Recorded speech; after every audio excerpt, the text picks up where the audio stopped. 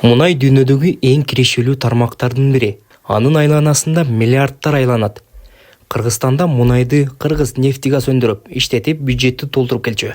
Соңку 5 жылда мунай өндүрүү бир уч адамдын чөнтөгүн кампайтып, алардын киреше табуу булагына айланган. Сөз башынан болсун.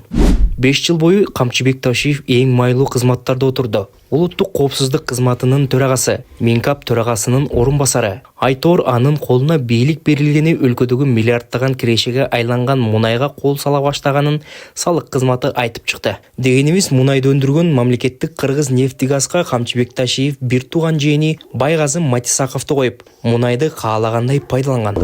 Кыргыз нефтегаз эмнегедир өндүргөн мунайдын көлөмүнөн 262 миң тоннаны генералга тиешелүү фирмалар аркылуу өзүнүн заводуна жөнөтүп жүргөн.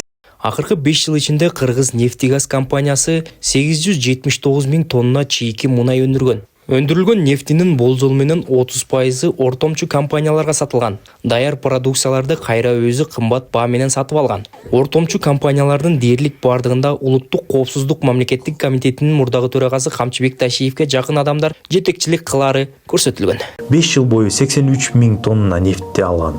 Директору Ташиев Казыбек Кыдыршаевич, а негиздөөчүсү Ташиев Шайырбек Кыдыршаевич. Эгерде Кыргыз нефтегаз өндүргөн нефтини ортомчу компанияларга чийки түрүндө сатпай, Кыргыз Петролиум компания заводуна кайра иштетип, рынокко чыгарса, ортодогу пайда мамлекетке калмак. Ар бир тоннадан орто эсеп менен 12 миң сом киреше түшмөк. 262 миң 409 тонна боюнча эсептегенде мамлекеттик компания болжол менен 3 миллиард 15 миллион сом кирешеден кур калган.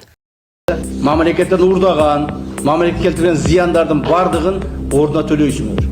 Биринчиден өзүңөрдүн мал мүлкүңөрдөн төлөйсүңөр, экинчиден өзүңөрдүн түрмөдө жатканыңар менен төлөйсүңөр. Убагында Камчыбек Ташиев өзүн коррупцияга каршы эң катуу күрөшкөн адам катары көрсөтүп, элдин ишенимине баат кирген. Коом алдында алар чыныгы мекенчил, таза, сүттөй-ак образ жаратууга аракет кылган болчу. Бирок убакыт өткөнү ошол образ менен чындык дайым эле дал келе бербегени билинип калды. Азыркы тапта Кыргыз нефтегаздагы коррупцияга тиешеси барлар сурак берип жатат.